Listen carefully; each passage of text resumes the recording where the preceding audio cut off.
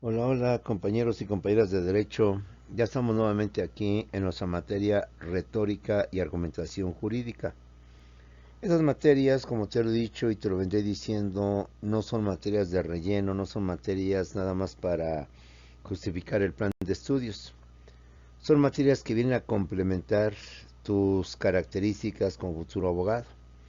Si bien es cierto, como les he dicho, lo fundamental es conocer leyes, artículos, fracciones, incisos, títulos, capítulos, párrafos, etcétera, de la gran diversidad de leyes, que si bien es tu función principal o tu conocimiento principal o tu etiqueta principal, de forma adicional o de forma complementaria, se requiere también que el abogado tenga otras habilidades, otras competencias que complementen la principal, insisto, que es ser un experto en leyes, un especialista en leyes, para cuando se te presente un asunto o un conflicto, sepas de antemano si es civil, si es penal, si es laboral, o incluso como lo he visto en otras clases, puedes manejarlo desde el punto de vista civil, desde el punto de vista penal, de forma conjunta o de forma separada. Primero vemos lo penal, luego lo civil, o primero lo civil, luego lo penal.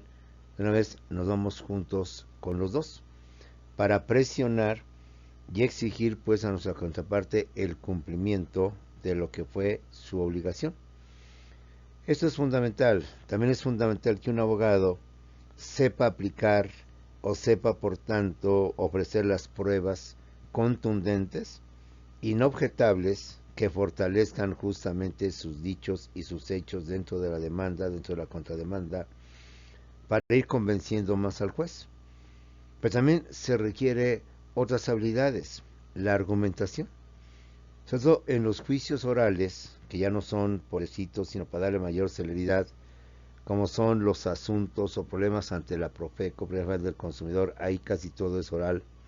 En los juicios laborales y ahora en los juicios penales y de vez en cuando también en los juicios civiles, a través de los alegatos, se requiere un plus, un extra, algo más que tenga que ofrecer el abogado. ¿Cuál es su elocuencia, su forma de hablar, su forma de expresarse para convencer al juez, a la autoridad, al Ministerio Público en su caso, a nuestra contraparte y al público en general en las audiencias públicas de que nos asiste la razón? De que tenemos nosotros no solamente las pruebas, no solo el fundamento jurídico, sino el argumento lógico y congruente que difícilmente nos puede debatir o nos puede contradecir nuestra contraparte. Parte importante, ya lo dijimos, son los artículos en los cuales te fundamentas y la ley en la cual te basas. Parte fundamental también lo constituyen las pruebas con las cuales acreditas tus dichos. Pero así como tú le vas a poner énfasis en fundamentar tu pretensión y en las pruebas para acreditarlo, tu contraparte, el otro abogado, quien también tiene estudios de derecho, va a poner el mismo interés, la misma atención para fundamentar lo opuesto a lo que tú estás diciendo. Y también va a buscar las mejores pruebas para poder acreditar que él existe la razón y no a ti. Por tanto, vamos a tener dos posturas diferentes sobre un solo hecho. Cada parte, cada abogado, con pruebas, con fundamentos, va a decir lo que a su interés convenga. Y cada uno va a pedir, por tanto, que la decisión del juez sea a su favor. Porque difícilmente, pues tú vas a decir si en efecto mi contraparte o el abogado tiene toda la razón. Y por tanto, pues no hay que litigar y de una vez juez emite una sentencia a favor de mi contraparte. Digo, sería un absurdo pensar que en un momento determinado se llegaría a ese límite. A bien sea usted o su contraparte, pues ¿para qué vamos al juicio? De antemano aceptamos todo, reconocemos todo y se acabó el asunto. Entonces, parte importante después de el fundamento y después de la principio de pruebas es tus argumentos. Cuando estos argumentos o alegatos, como se le conoce técnicamente o jurídicamente, se hacen por escrito, quizás no haya mucho problema. Porque justamente al hacerlo por escrito tienes tiempo para pensarlos, analizarlos, redactarlos correctamente y se acabó. Quizás tengas 2, 3 días, quizás una semana para poderlos estructurar, para poder borrón y cuenta nueva, para encontrar una mejor redacción, etcétera. Pero cuando estos alegatos los tienen que hacer de forma directa y de forma verbal, hay que tener esa sagacidad, esa velocidad para poder razonar, pensar y exponer de forma clara, de forma convincente de que nos asiste la razón. Es decir, presentar argumentos tan coherentes y tan lógicos que difícilmente nuestra contraparte pueda debatir o puede decir que estamos mal por la forma en cómo estamos justificando o acreditando a través de nuestro lenguaje verbal u oral las razones por las cuales nos asiste la razón. Y no solamente se trata de argumentar, que es parte importante, es decir, utilizar de forma lógica y correcta los razonamientos bajo los cuales hacemos ver al juez y a todos cuantos nos escuchan que nos asiste la razón. Sino parte también complementaria es la forma en cómo lo dices, la forma en cómo lo expresas, la forma en cómo lo vas a hacer llegar o lo vas, como dicen por ahí, lo vas a vender al público en general, incluyendo obviamente la autoridad principalmente y tu contraparte. Entonces, una parte que también debes de tener es esa elocuencia, esa facilidad de poderte expresar, esa cualidad de ser un buen orador, que puede decir las cosas con énfasis, con sentimiento, sin llegar a la exageración, para hacer más convincente tu argumento y por tanto darle mayor peso a lo que vienen siendo tus alegatos. De esta manera estamos analizando cuáles son las características de tener un abogado, insistiendo. Si bien lo principal es el conocimiento de leyes, si bien parte importante de ese conocimiento de leyes es ofrecer las pruebas claras y contundentes para poder fortalecer esos dichos, ahora viene una parte complementaria, que es saber argumentar y ser elocuente para poder convencer a través de argumentos lógicos y congruentes y en base a nuestros artículos y en base a nuestras pruebas que nos asiste la razón. Como se decía en clase anterior, hay teóricos que sostienen que esta parte no es muy importante o aunque los presentes por escrito se acabó. Pero hay teóricos que sostienen que esta es una parte fundamental porque muchas veces los argumentos que tú emplees, si son claros, son precisos, el juez los toma en cuenta, claro, les da su revolcadita para que no vean que se los acabas de fusilar, los toma en cuenta para que él también emita su sentencia, porque él también debe de fundamentar, no solamente en la ley, sino en lo que viene siendo lo teórico, el argumento, porque emitió una sentencia a favor de uno y no del otro. Tiene que razonar de forma lógica y congruente en base a lo que ofrecieron las partes, por qué el actor o el demandado le asiste la razón y por qué sentenció a favor de ellos, o resolvió a favor de ellos. Es decir, juez en su sentencia no siente que diga, se ordena que fuera tal, cumpla y pague en tanto tiempo la cantidad que debe a perengano y se acabó. Sino que tiene que argumentar por qué la sentencia en ese sentido. Porque si bien el demandado ofreció pruebas, las pruebas que ofreció el demandado son privadas y no tienen la fuerza de las que el actor ofreció, que son públicas, certificadas, autentificadas ante notario público. Porque si bien el demandado ofreció un contrato privado entre los hoy litigantes, entre los hoy actores y demandado, carece de validez legalmente por ser un documento que incluso ni testigos tiene, ni del actor ni del demandado. En cambio, la parte actora presentó una constancia de notario público donde se hace valer tales y tales cosas. Como puedes ver, está dando un razonamiento por qué inclinó su sentencia a favor del actor o del demandado en base a lo ofrecido por las partes. Ambas ofrecieron pruebas. Ambas acreditaron su fundamento por el cual vienen ante esta justicia a pedir justamente eso. Digo, ante esta autoridad para pedir justicia.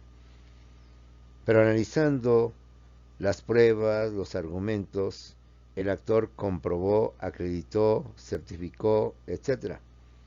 Y el demandado no argumentó, no comprobó, no acreditó sus dichos. Por tanto, la sentencia es a favor del actor. Vamos a ver ahora y a continuar con los argumentos.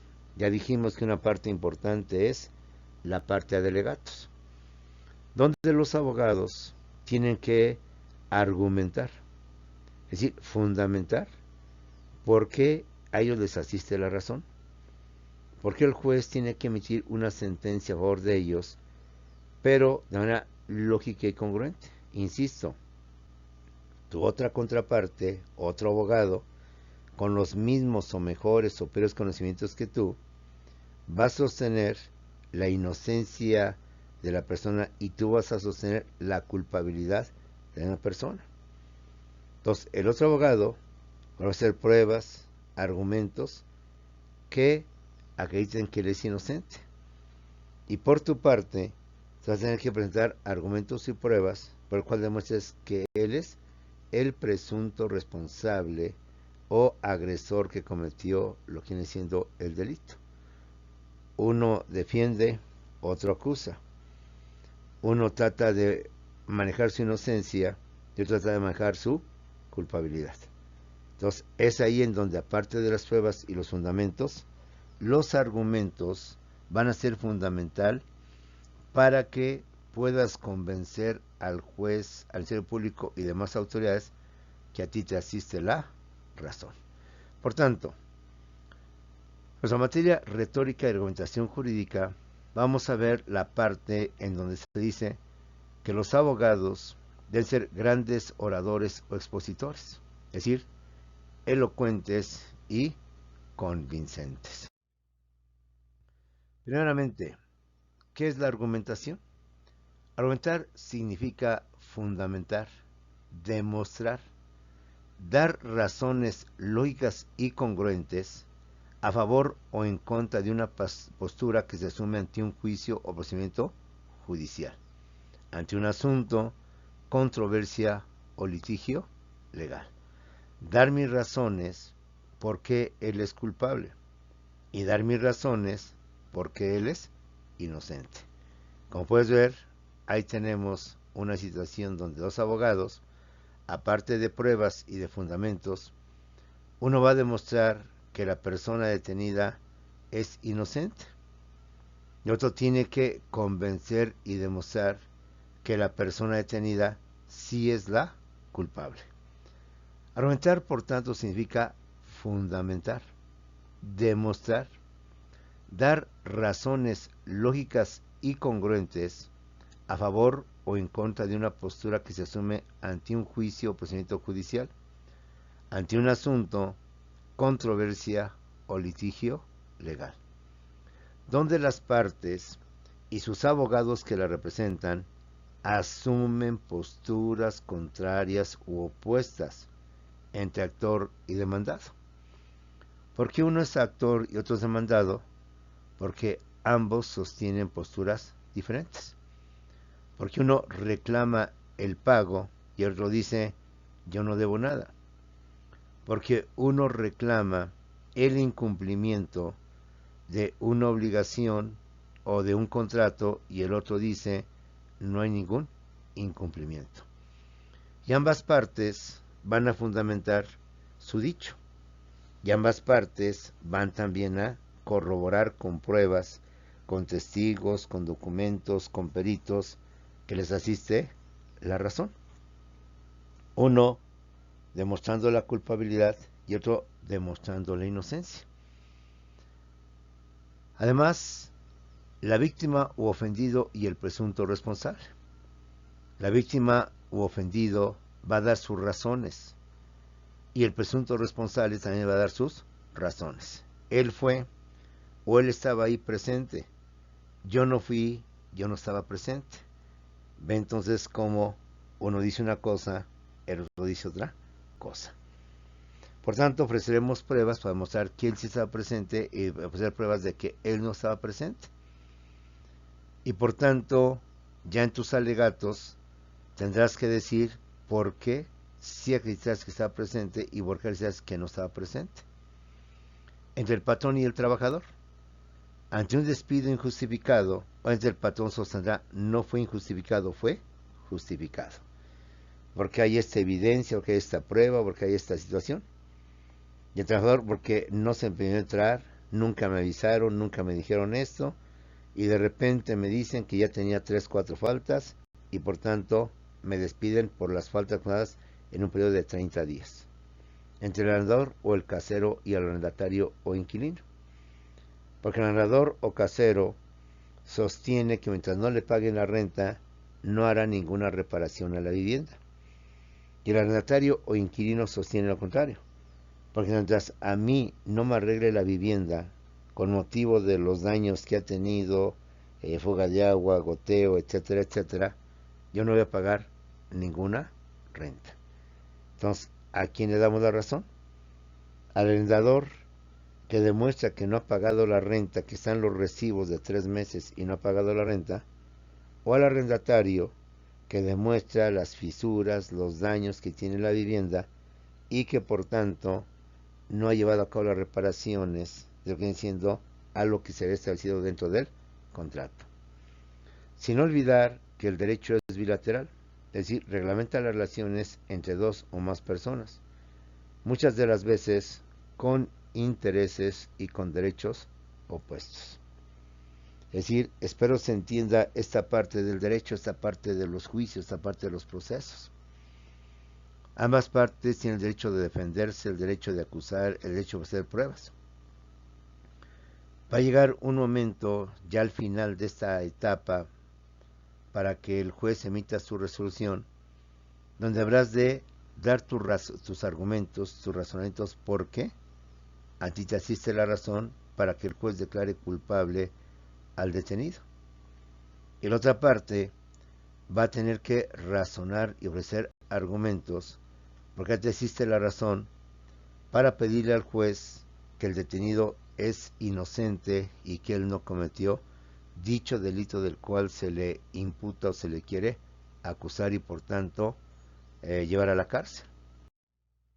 En los tribunales se utiliza la argumentación jurídica para convencer a los juzgadores o jueces, árbitros o conciliadores, es decir, a las autoridades, incluyendo a nuestros adversarios, sobre nuestra tesis o postura dentro de un procedimiento o juicio. Recordemos el ya trillado, pero muy ejemplificativo caso de los 43 de Ayotzinapa. Cuando el procurador de la República, en aquel tiempo Jesús Murillo Caram, expuso su verdad histórica y ante las cámaras de televisión nos dijo que no había ningún cuerpo ni nada que nos dijera qué fue de los 43, nos dio el argumento de que los habían incinerado. Y usted y yo, por lógica, pues entendimos que tenía razón. Cuando quemamos un papel no queda ninguna evidencia, quedan cenizas y esas cenizas con cualquier soplo o viento se esparcen, desaparecen. Cuando quemamos una madera quedan igual puras cenizas. Y cuando viene el agua o viene el viento se las lleva y ya no hay ninguna evidencia. Entonces entendimos lógico que por eso no había y no se han encontrado ni cuerpos, ni huesos, ni nada, porque simplemente se incineraron y desaparecieron. Entonces, entendemos por lógica por qué no aparecían los 43 cuerpos de los estudiantes. A veces sonó lógico, sonó congruente lo que decía el procurador. Fueron incinerados. Y cuando quemamos algún objeto, incluyendo el cuerpo humano, pues todo tiende a convertirse en cenizas, y las cenizas por tanto son frágiles que ante el viento, ante el aire, ante cualquier ventisca, se empiezan por tanto a bifurcar, a esparcer, y difícilmente podemos obtenerlas, podemos recuperarlas. No se probó ni se comprobó porque no era necesario hacer una prueba para demostrar que un cuerpo, que un objeto, una vez incinerado, se convierte en cenizas y desaparece con el viento, con el aire, etc. Y que difícilmente las podemos encontrar. Es un momento lógico, congruente, convincente.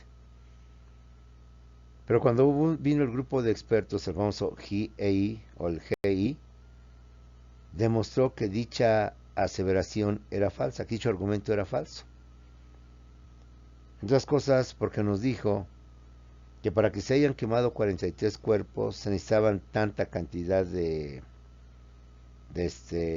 fuego, que además se requería tanto tiempo, 3, 4 días con sus 3, 4 noches respectivas, y que además no había huellas materiales de esa quemazón, por así decirlo, de esa incineración masiva que tuvo que haber durado varios días y que tuvo que haber dejado huella de cómo fueron ahí quemados.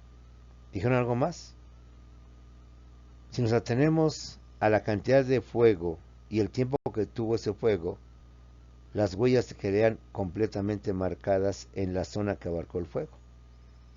Tan es así que en esa zona la tierra quedó dañada, que difícilmente germinarían en años una planta, un pasto, porque quedaría así simplemente tierra seca, tierra árida, tierra sin nada. Imposible que alguna semilla pudiera germinar en él. Esos señores no tuvieron que acreditar ni tener que hacer un experimento para demostrarlo. Nos dieron un dato más por lógica, no con pruebas. De que aunque se quemaron los cuerpos, los huesos difícilmente se incineran. Y los huesos resisten al fuego, y para que estos huesos aparezcan los tienen que triturar en maquinarias especiales para que también queden hechos añicos. Porque un hueso difícilmente se puede incinerar, se puede quemar. Digo, al 100% quedar en ceniza, se requiere una temperatura muy extrema.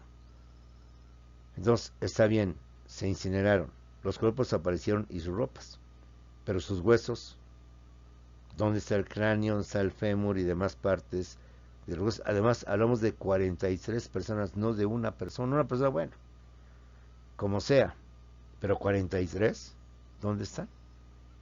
Entonces, como puedes ver, este otro argumento más lógico y más común es sin tener que comprobarlo, sin tener que acreditarlo, pero la gente que escuchó con su criterio, con su razonamiento, lo entendió razonable.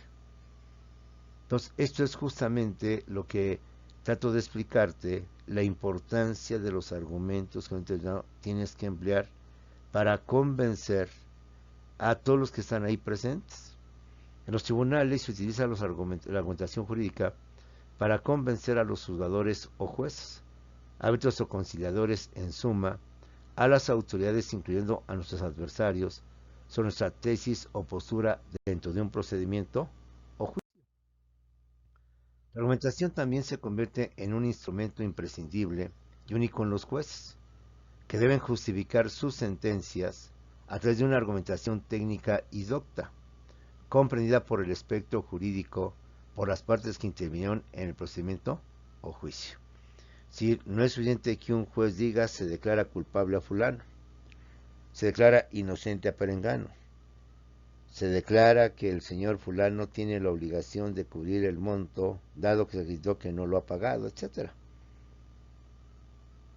Pero como en todo juicio, como lo hemos dicho, una de las dos partes no va a estar de acuerdo con lo que dijo el juez y posiblemente apele, entonces se vaya a segunda instancia, entonces el juez tiene que argumentar, fundamentar por qué emitió su sentencia a favor de uno y en contra del otro. Para que el juez de segunda instancia, quien va a revisar el caso, también norme su criterio y pueda darle la razón al juez, o bien pueda no dársela y en consecuencia cambiar el sentido de la sentencia del juez de la primera instancia. La argumentación también se convierte en un instrumento imprescindible y único en los jueces, quienes deben justificar sus sentencias a través de una argumentación técnica y docta, comprendida por el experto jurídico, por las partes que intervinieron en el procedimiento o juicio. Un buen argumento puede marcar la diferencia entre perder o ganar un caso. Fíjate el nivel de lo que son los argumentos, de lo que llegan a ser.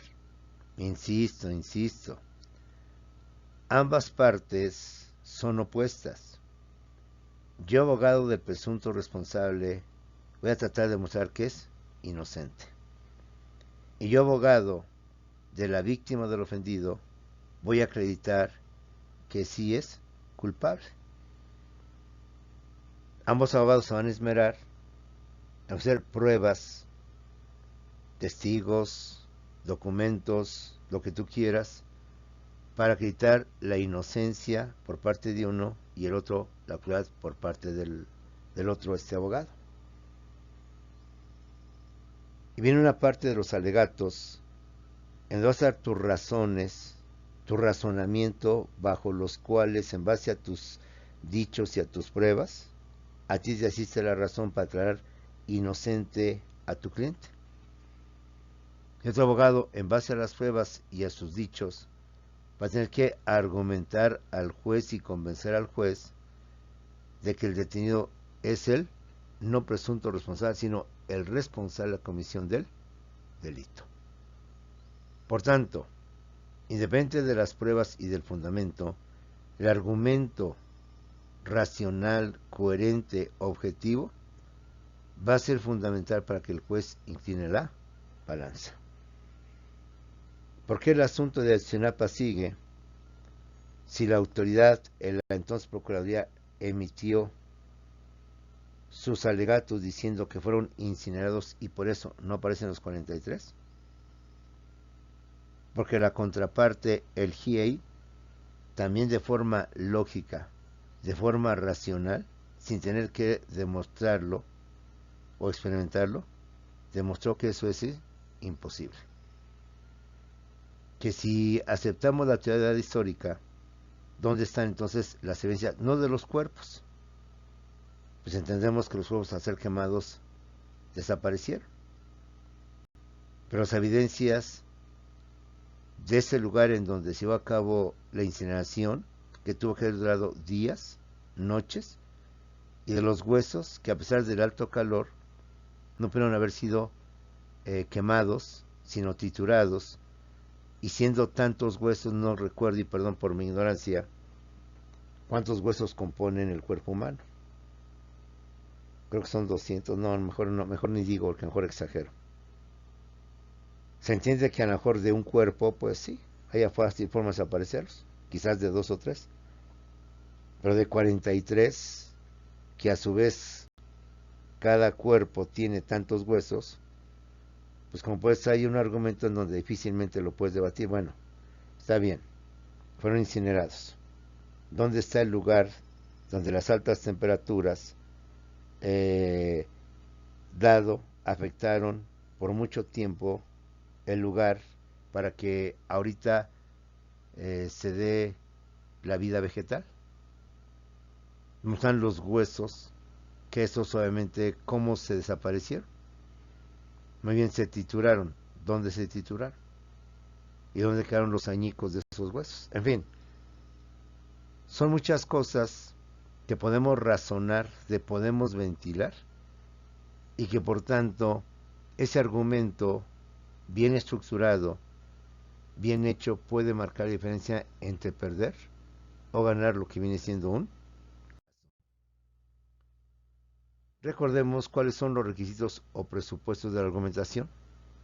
Son dos, los de fondo y los de forma. Requisitos de fondo o contenido, que son los que hemos hablado, que hemos expuesto ahorita. Requisitos de forma o exposición, que es la parte que nos corresponde a esta materia, que es retórica y oratoria. La argumentación oral. Se trata pues de que en un momento determinado, no solamente en cuanto a la forma de razonar yo acredito mi postura, sino ahora la forma en que lo voy a decir. Los requisitos o presupuestos de la argumentación son dos.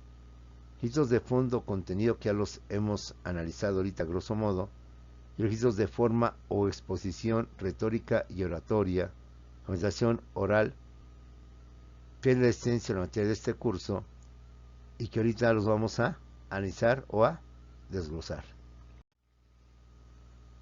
De esta manera pasemos a analizar lo que ahora nos interesa para irnos enganchando más con nuestra clase de retórica y oratoria y la importancia dentro de la preparación de los abogados.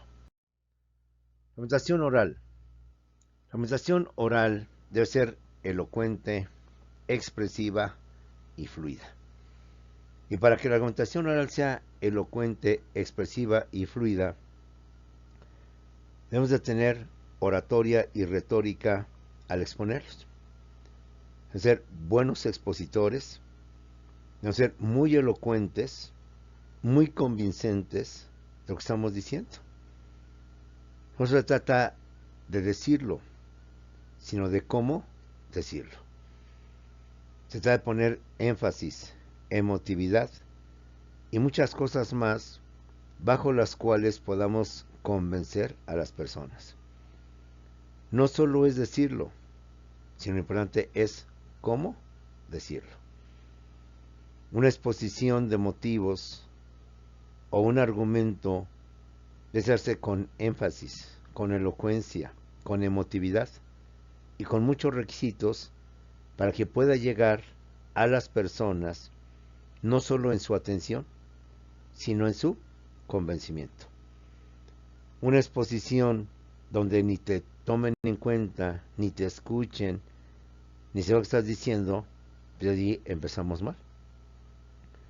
Pero una exposición donde hagas gala de tu elocuencia y de tu oratoria, claro, sin gala los echamos, aunque en la práctica ya verás cada abogado con sus extravagancias que llega a cometer o llega a tener, pues debemos de ser término medio, ni muy radical, ni muy dinámico, ni muy pasivo, sino un término medio.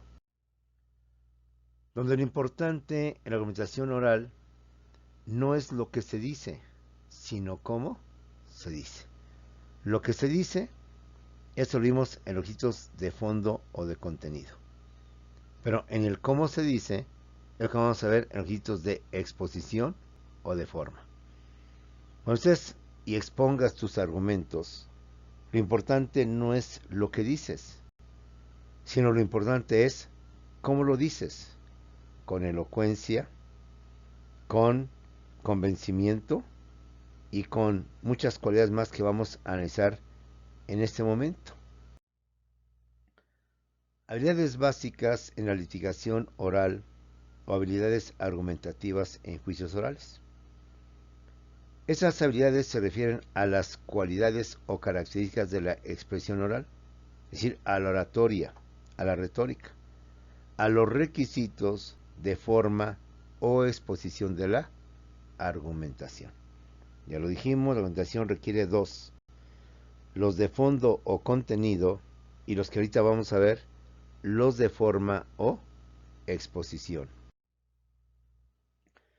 Se refiere a las habilidades fundamentales que deben de tener los abogados en la litigación oral o juicios orales, como son dicción o articulación, fluidez, claridad, coherencia, vocabulario o léxico, volumen, ritmo, entonación o modulación, emotividad, pausas, muletillas, sin muletillas, posturas, el lenguaje mímico y las gesticulaciones.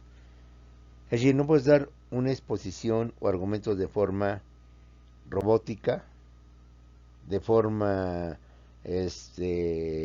pasiva, sino hay que utilizar todos estos elementos que nos permiten ser elocuentes y ser convincentes.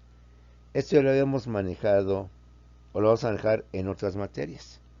Pues no está por demás recordarlo y tenerlo presente para que en todo momento puedas manejar ese tipo de características en tus alegatos orales, en tus posiciones orales. Insisto, no solamente para que tu contenido tenga fuerza, sino para que ahora la forma en cómo lo dices pueda darle mayor vigor, mayor fuerza a tu argumento.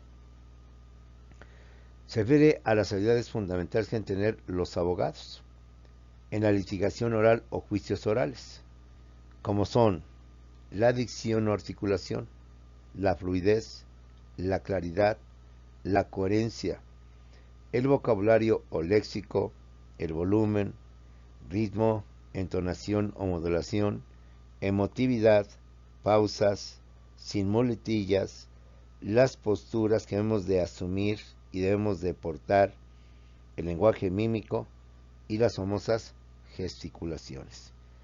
Con esto, jóvenes, terminamos lo que viene siendo nuestra primera clase para que las vayas visualizando cuáles son esas habilidades que debemos de manejar en la exposición de nuestros alegatos. La exposición oral ante el juez, en su caso ante el Ministerio Público, ante nuestra contraparte, tanto el abogado como su cliente, y en las audiencias públicas ante el auditorio. La intención es no solo dar un argumento lógico incongruente, que es la primera parte de los requisitos de fondo contenido, sino también la intención es como lo vamos a decir, con expresividad, con énfasis, con una forma elocuente de hablar y de decir, de tal manera que las personas que nos escuchan, que nos oyen, no solo nos pongan atención, sino que inclusive las podamos convencer, incluyendo a nuestra contraparte, que a nosotros nos asiste la razón. Bien, jóvenes, los dejo por unos segundos, nos vemos en unos cuantos segundos más en nuestra segunda videoclase para poder seguir con este tema dentro de la materia retórica y oratoria jurídica.